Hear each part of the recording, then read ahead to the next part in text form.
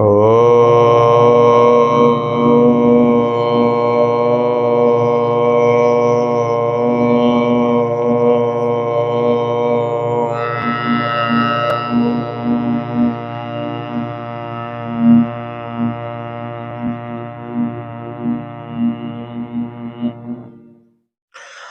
गायत्री मंत्रः। ओम भूर्भुवः स्वः तत्सवितुर्वरेण्यं भर्गो देवस्य धीमहि धियो यो नः प्रचोदयात्। तोपस्तरणमसि स्वाहा। ओम अमृतापिधानमसि स्वाहा। ओम सत्यं यशः श्रीर्मयि श्रेयश्रेयतां स्वाहा।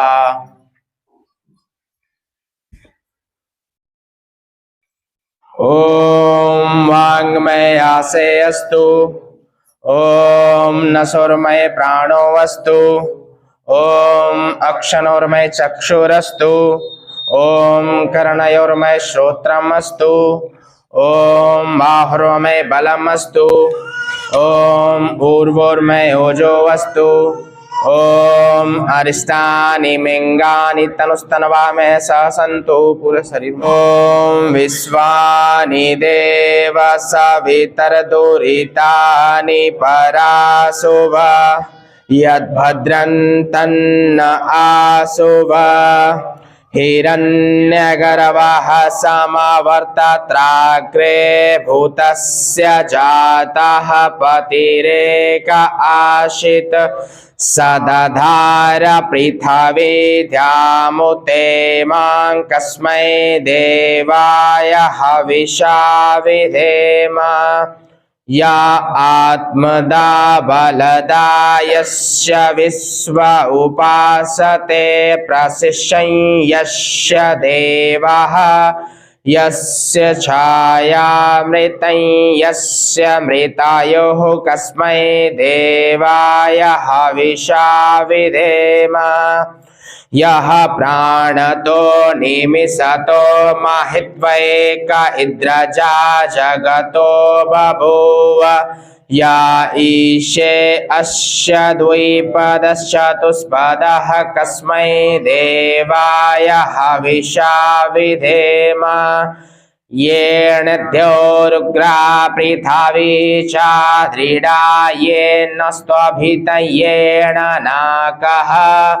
यो अंतरिक्षे रजसो विमानः कस्मै देवाय हविषा विधेम। प्रजापते नत्वदन्तनन्यो विश्वा जातानि परिता बभूव। यत्कामस्ते जुहुमस्तनो अस्तु वयं श्याम पतयोरयिणाम। सन्नो बन्धुरजनिता सा विधाता धामानि वेद भुवनानि विश्व। यत्र देवा अमृता मानसनास तृतीये धामन्यधैर्यन्त। अग्नेनाय सुपथाराय अस्मान् विश्वानि देव वयुनानि विद्वान्। यूयोधस्मज्जुहुराणमेनो भूयिष्ठान्ते नाम उक्तिं विधेमः। इति स्वरस्तुते प्रार्थना उपासना प्रकरणम्। अथ अग्निध्यान मंत्रः। ओम भूर्भुवः स्वर्द्योरिव भुम्ना पृथिवी वरिम्मणा। तस्यास्ते पृथिवी देव यजने पृष्ठे अग्निमन्नादमन्नाद्यायादधे। अथ अग्नि समिन्धन मंत्रः। ओम उद्बुद्ध्य स्वाग्ने प्रतिजाग्रहे त्वमिष्टपूर्ते संसृजेथामयञ्च। अस्मिन् सधस्ते अद्युत्तरेऽस्मिन् विश्वे देवा यजमानश्च सीदत। अथ समिधाधान मंत्रः ओम आयंत इद्म आत्मा जात वेधस्तेनाधस्व वर्धस्व चेद्धा वर्धय चास्मान् प्रजया पशुर्भि ब्रह्मा वर्षसे नानाधेन समेधया स्वाहा इदम् अग्नये जात वेदस्य इदन्नमः ओम समिधाग्निं दुवसत्यघृतैरबोर्धयता तिथिम् अस्मिन् हव्या जुहोतन सुसमिध्याय शोचिषे घृतं त्रिव्रन् जुहोतन अग्नये जातवेदसे स्वाहा इदम् अग्नये जातवेदस्य इदन्नमः ओम तन्त्वा समिद्भिरङ्गिरो घृतेन वर्धयामसि बृहच्छोचयाविष्टय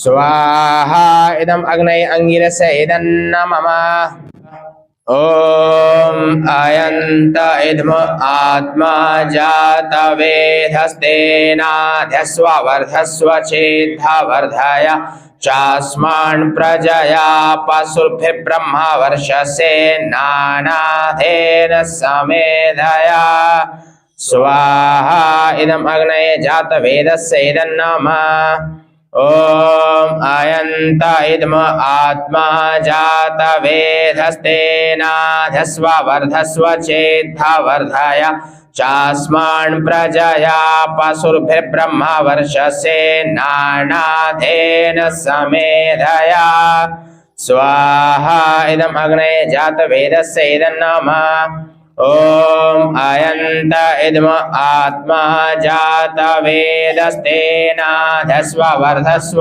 चेद्धा वर्धय चास्मान् प्रजया पशुर्भिर्ब्रह्मा वर्षसे नानाधेन समेधया स्वाहा इदम् अग्नये जात वेदस्य इदन्नमः ओम अयंत इद्म आत्मा जात वेधस्तेनाधस्व वर्धस्व चेद्धा वर्धय चास्मान् प्रजया पशुर्भिर्ब्रह्मा वर्षसे नानाधेन समेधया स्वाहा इदम् अग्नये जात वेदस्य इदन्नमः ओम अयंत इद्म आत्मा जात वेधस्तेनाधस्व वर्धस्व चेद्धा वर्धय चास्मान् प्रजया पशुभिर्ब्रह्मा वर्षसे नानाधेन समेधया स्वाहा इदम् अग्नये जात वेदस्य इदन्नमः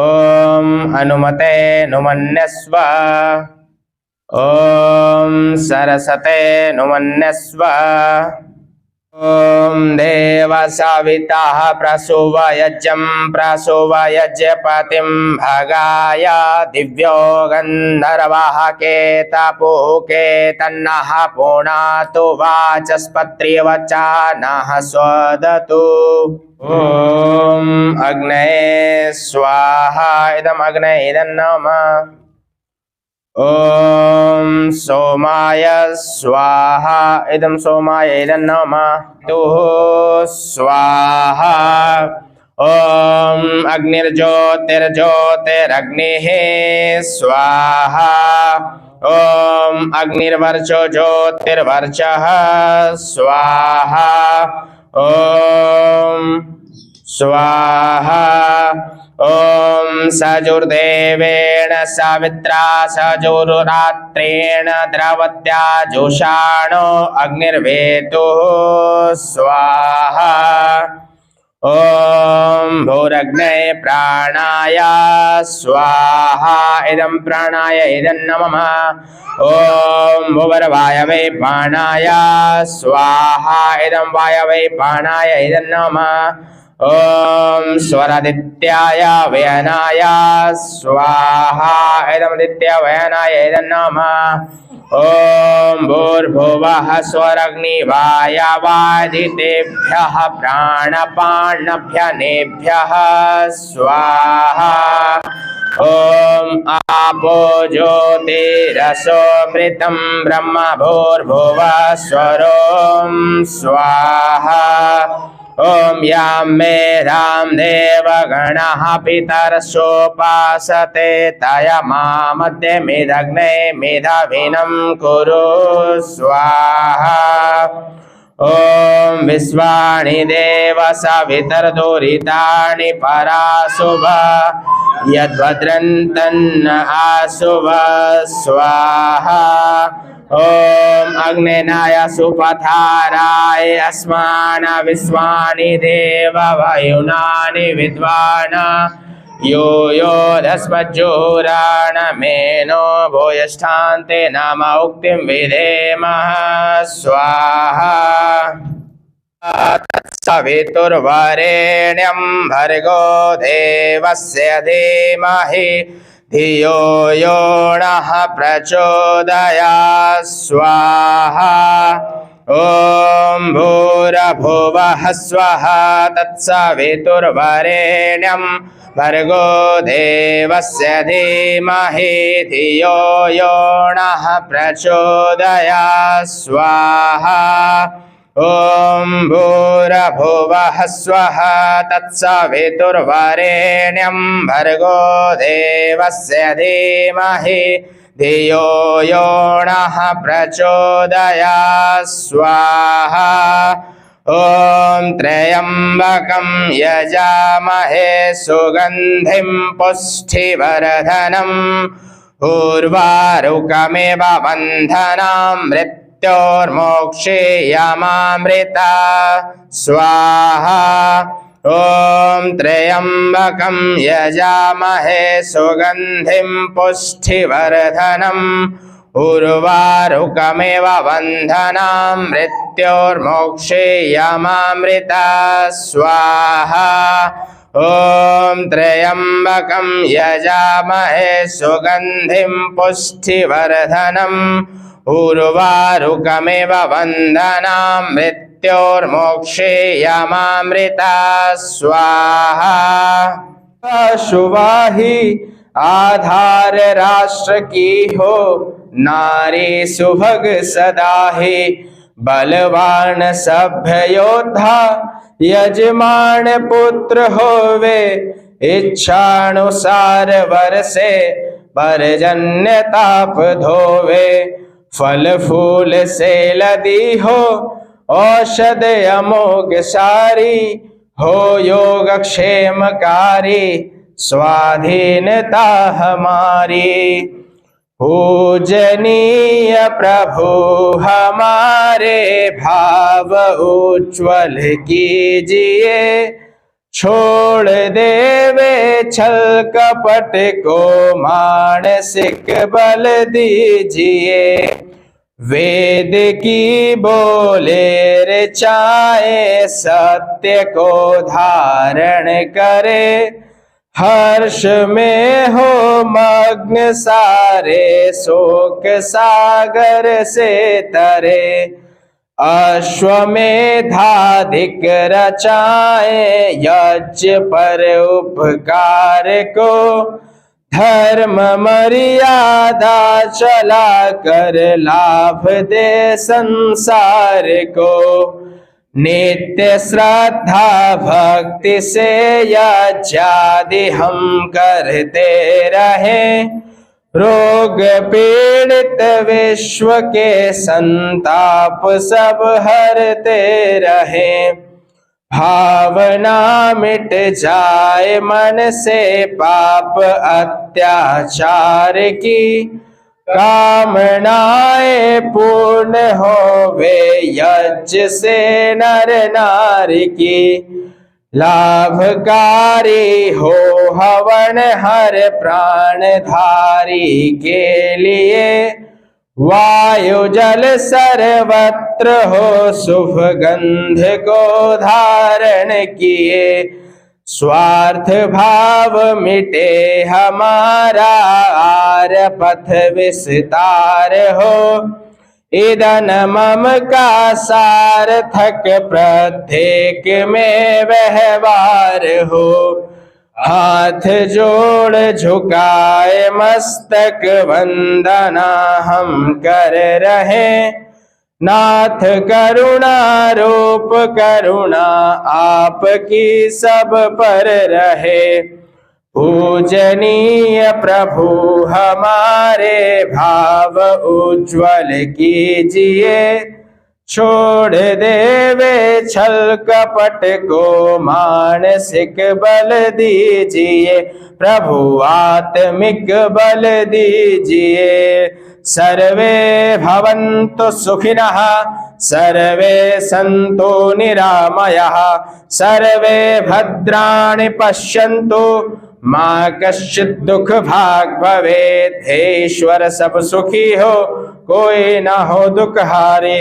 सब हो निरोग भगवन धन्य धान्य के भंडारी। सब भद्र भाव देखे सन्मार्ग के पथिक हो। दुखिया न कोई होवे सृष्टि में प्राणधारी। हे नाथ सब सुखी हो कोई न हो दुखहारी। अस्तो मा सद्गमया तमसोर्मा ज्योतिर्गमया मृत्योर्मा अमृतम गमया। सभी ऋषि मुनियों की जय हो। मर्यादा पुरुषोत्तम श्री रामचंद्र की जय हो। धर्म संस्थापक श्री कृष्ण चंद्र की जय हो। आर्य समाज अमर रहे। ओम ध्वज ऊंचा रहे।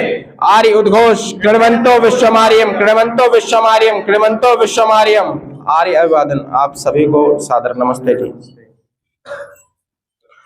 तो आज का यज्ञ यहाँ संपन्न हुआ। इसे हम लोग हवन भी कहते हैं और मुख्य रूप से ये हमारा पूजा पद्धति है। लेकिन आज के समय में यदि आप देखेंगे तो इस पूजा पद्धति का रूप हम लोगों के घर में अगरबत्ती और दिया ले लिया है। आज बहुत कम लोग हैं जो इस हवन को करते होंगे अपने घर में। लेकिन अगर बहुत साल पहले जाए, जब श्री कृष्ण श्री राम के समय पर अगर जाए, उससे ही पूर्व जाए, तो हर एक कार्य से पूर्व ये हवन किया करते थे लोग। जैसे अगर कोई अनुष्ठान हो, कोई कार्यक्रम हो, कोई किसी का जन्म दिवस हो या कुछ भी हो, तो ये हवन का कार्यक्रम होता था। बड़े बड़े राजा महाराजा सारे लोग इस हवन के कार्यक्रम को करते थे, क्योंकि ये हमारा मुख्य कार्य है, सबसे श्रेष्ठ कार्य है। वेदों में कहा गया है यज्ञो वे श्रेष्ठतम कर्मः। यज्ञ को संसार का सबसे श्रेष्ठ कर्म कहा गया। और हम जितने भी प्राणी हैं यहाँ पे बैठे हुए हैं, देखिए डायरेक्टली इनडायरेक्टली हम लोग प्रदूषित करते हैं वातावरण को, खाकर पीकर गाड़ी चलाकर। तो ये हमारा कर्तव्य बनता है कि हम इस वातावरण को शुद्ध भी करें। तो ये हवन एक साइंटिफिक प्रोसेस है जिससे कि हम वातावरण को भी शुद्ध करते हैं। जो प्रदूषित यहाँ फैला हुआ वातावरण, ये इस घी जो हम इसमें डाले हैं, इसमें जो आहुति सामग्री वगैरह डाले हैं, इससे कई गुना जा करके ये जो फायदेमंद हम लोग कर, जिस प्रकार एक मिर्च डालेंगे आग में तो वो किस तरीके से अपना कार्य करता है, सब यहाँ पे खांसने लग जाएंगे। उसी प्रकार इसमें जितने अच्छे अच्छे चीज डालेंगे वो उसका फॉर्मुलेशन काफी ज्यादा आगे बढ़ा करके और फायदेमंद करता है हमको, सांस लेने में भी और वातावरण को शुद्ध करने में भी। और उसके बाद एक फायदा ये भी है कि इससे चिकित्सा भी होता है। जैसा कि यह चिकित्सा यज्ञ भी किया गया था कि अगर इसमें अगर किसी को सर्दी खांसी बहुत ज्यादा है, अगर इसमें हम गिलोय अगर यूज करते, गिलोय डालते हैं और उसके बाद जो ये अग्नि के द्वारा जो धुआं निकल रहा है, ये क्या है, सांस हम लोग अंदर भीतर लेते हैं, तो उससे क्या है कि हमारा जो शरीर है, जो प्रक्रिया है चिकित्सा का, इससे वो पूरा होता है। तो ये केवल एक पूजा पद्धति ही नहीं है, पूजा तो है ही, उसके साथ साथ एक विज्ञान भी है, एक चिकित्सा भी है। तो आप सभी लोगों से अनुरोध होगा कि इस हवन को, यज्ञ को आप सभी लोग करें। ये देखिए, कोई ऐसा नहीं है कि आपको कोई ब्राह्मण कराने आएंगे तो ही करना है। हम किसी ब्राह्मण फैमिली से, या हम लोग जो तीनों लोग धनबाद से आए, कोई ब्राह्मण फैमिली से नहीं है। ब्राह्मण जन्म से नहीं होता, कर्म से होता है। अगर उसके भीतर ब्राह्मण का कर्म है तो वो ब्राह्मण है। तो आप सभी लोग भी इस चीज को सीख सकते हैं, बहुत ज्यादा हार्ड नहीं है सीखना। हाँ, बात रहेगा ये मंत्र का, बहुत के मन में होता हो कि मंत्र हम लोग कैसे सीखेंगे, मंत्र कैसे आता है। तो एक नॉर्मल मंत्र है जो सबको आता है, वो गायत्री मंत्र, ओम भूर्भुवः स्वः करके। हम लोग उस मंत्र से भी केवल आहुति डाल करके हवन को कर सकते हैं। और जिसके भीतर फिर रुचि होगी कि नहीं मुझे सीखना है, मुझे अच्छे विधिवत तरीके से करना है, जैसे अभी हम लोग किए, तो वो व्यक्ति फिर धीरे धीरे सीखता चला जाएगा। मोबाइल से, यूट्यूब से बुक पढ़ करके सीखने का हर एक व्यवस्था अपने पास। मोबाइल आज इतना बड़ा हथियार है अपने पास कि हम लोग इससे अच्छा चीज भी कर सकते हैं, बुरा चीज भी कर सकते हैं। तो जो लोग सीखना चाहेंगे मोबाइल से भी सीखेंगे। तो आप सभी लोग, जो जितने लोग यहाँ पे उपस्थित है, आप सभी लोगों से ये अनुरोध होगा कि आप जो भी कार्यक्रम करते हो अपने घर का, जैसे कुछ शुभ कार्य हो या किसी का जन्मदिन तो सबका आता है साल में एक बार, किसी का सालगिरह हो, कुछ भी हो, तो उसके पूर्व आपको ये हवन का कार्यक्रम बिल्कुल करना चाहिए। और आज आप लोग जो इतने लोग यहाँ पर बैठे हैं, मुझे लगता है कि आप इस तरीके का हवन कार्यक्रम पहली बार ऐसा अनुभव किए होंगे, जैसा आपने अभी ये इस तरह का। मैं आपसे पूछना चाहूँ कि आपका अनुभव कैसा रहा ये हवन करके? आज से पहले भी हवन किए होंगे आप, पंडित जी हो सकता है कि कराए होंगे, लेकिन बहुत अच्छा रहा। ये कुछ अनुभव आप अगर हम लोगों के सामने अपना शेयर करेंगे, बताएंगे कि हाँ ये कुछ नया तरीके का अनुभव मेरा रहा इस हवन में, जैसे कि इस हवन को जो पहली बार देखे हैं, देख करके जो समझ में आया, कुछ अगर अच्छा लगा हो तो हाँ। अपनी जो है अनुभव को यहाँ पर शेयर कर सकते हैं। हाँ, क्योंकि ये देखिए ये जो हवन हुआ ना, ये वैदिक, मतलब कि जो वैदिक काल से जब श्री कृष्ण भी रहे थे उस समय से ये हवन चलता आ रहा है, उससे पूर्व भी चलता आ रहा है। और आज के समय में आप देखेंगे जो पंडित जी लोग हवन कराते हैं, वो क्या करते हैं ना कि उनके पास जितना सामग्री होता है थाली में, वो एक ही बार डाल देते हैं और बाकी बात यजमान को उठा देंगे, बोलेंगे वो अपने आप जलते रहेगा, छोड़ दीजिए।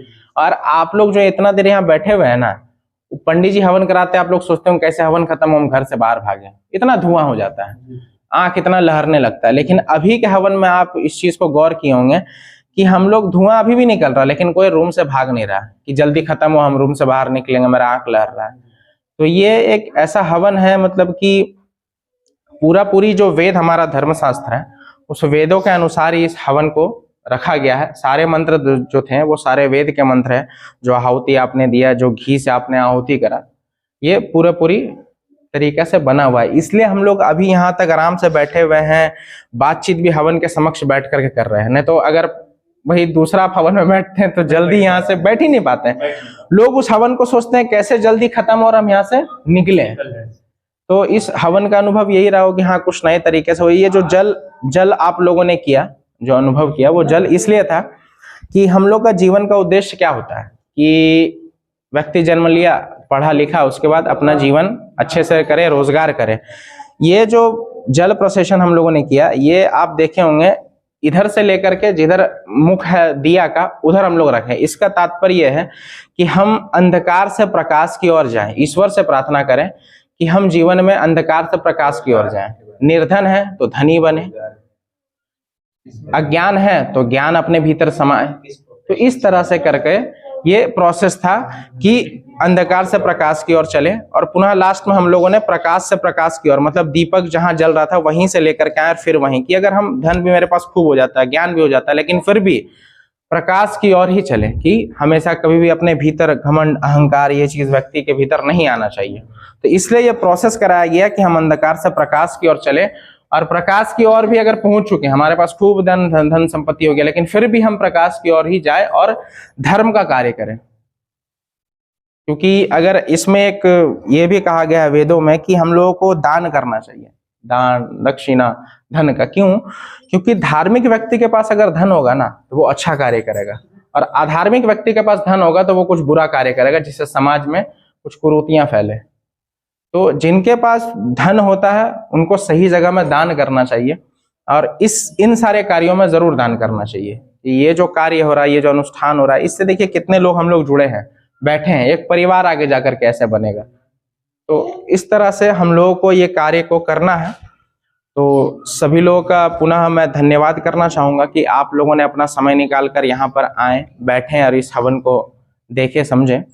और अपने साथ हमारे मित्र हैं संदीप जी और शिवशंकर जी, हम लोग भी आर्य समाज से जुड़े हुए हैं। और आपके साथ अब कुछ संदीप जी साझा करेंगे, कुछ बातचीत करेंगे, कुछ लेकर के आए थे सत्यार्थ प्रकाश के बारे में, तो ये कुछ आप लोगों को बताएंगे। उसके जो पादरी है बाइबल पढ़ाते भी, उसके हाथ में बाइबल दिखे। कोई अगर मुस्लिम है तो कुरान पढ़ता है, उसके मौलवी मौलाना उसको पढ़ाते हैं, गाइड करते हैं। हिंदू अपने धर्म की शिक्षा कहाँ से लेता है? हिंदू देखता क्या है? टीवी सीरियल, ठीक है, रामायण टीवी में देखेगा, महाभारत देखेगा, वो उतना ही भर शिक्षा लेता है। उसके बाद क्या है? पूजा क्यों करवाते हैं? तो पूजा में क्या है? बिजनेस डील करते हैं भगवान से।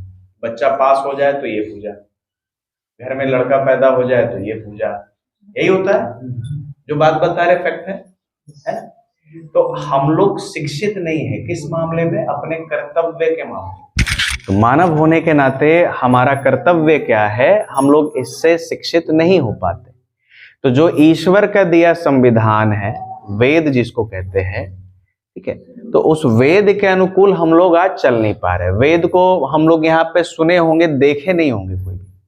वेद को कभी देखे? जैसे ये पुस्तक को हम लोग दिखाए, नहीं देखे ना। तो आज के टाइम में हमारे मस्तिष्क में धर्म को लेकर के इतना होच पोच हो गया है कि फिल्टर करके छान के सही बात को निकाल पाना बहुत मुश्किल है।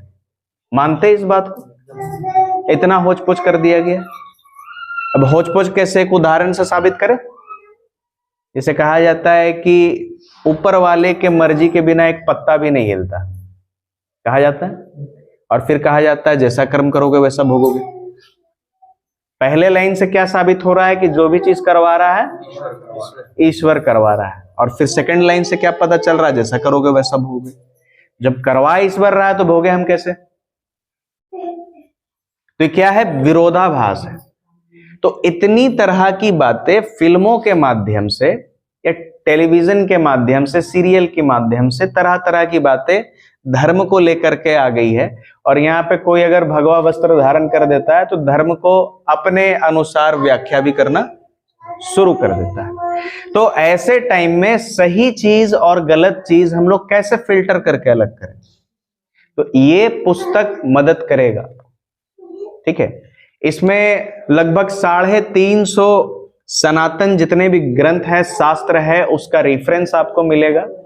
और पूरी दुनिया में धर्म के नाम पर प्रचलित जितने भी तरह के पंथ है, संप्रदाय है, उनको समझने का और उनको परीक्षण करने का जो है मौका इस पुस्तक में मिलेगा। ये पुस्तक लिखा गया है महर्षि दयानंद सरस्वती जी के ये से, और इन्होंने हिंदी भाषा में ये पुस्तक को लिखा था उस समय में, जिस समय हिंदी को पूरे भारत में लोग स्वीकार नहीं कर रहे थे।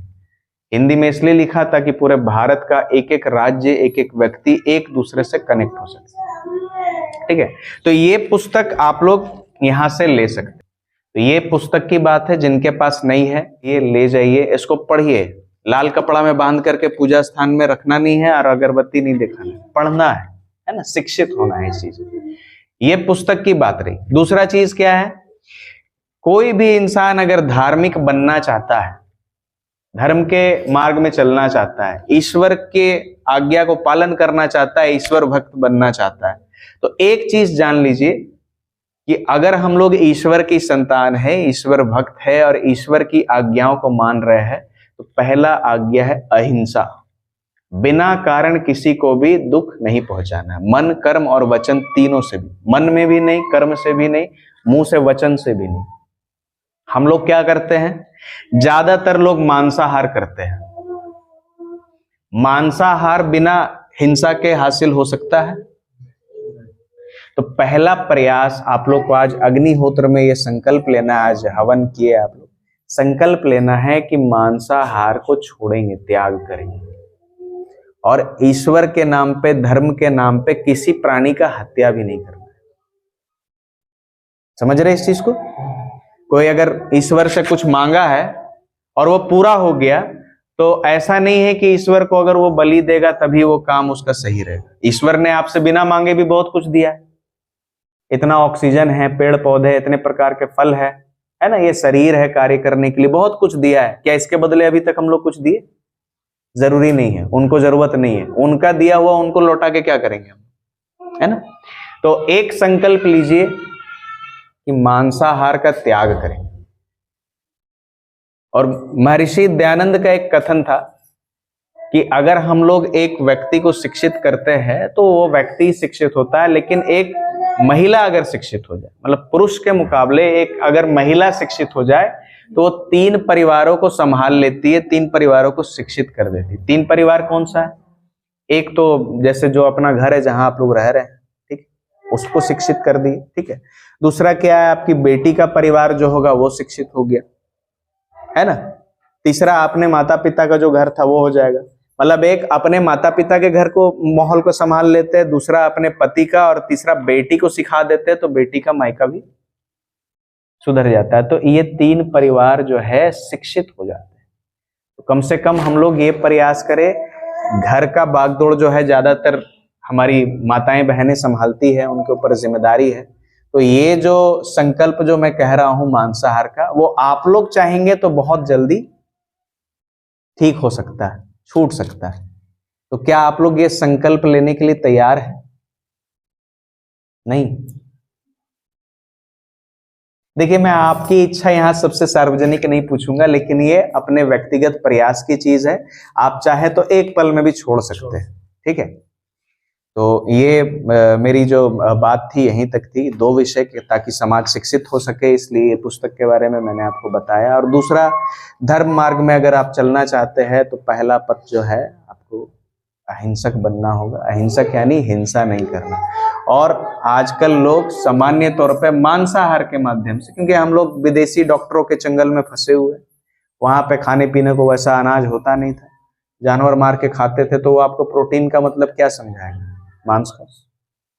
तो हम लोग उनकी बातों को समझ करके खा रहे हैं। और दूसरा क्या, कुछ लोग, आज का हिंदू समाज कोई पूजा नहीं करता, वो मन्नतवाद में फंसा हुआ है, बिजनेस डील में फंसा हुआ है। कोई काम मेरा पूरा हुआ तो भगवान को कुछ चढ़ा देना है। चढ़ाना क्या है? एक खस्सी या पाठा कटेगा तो अपने मिल बांट के खा लेना है।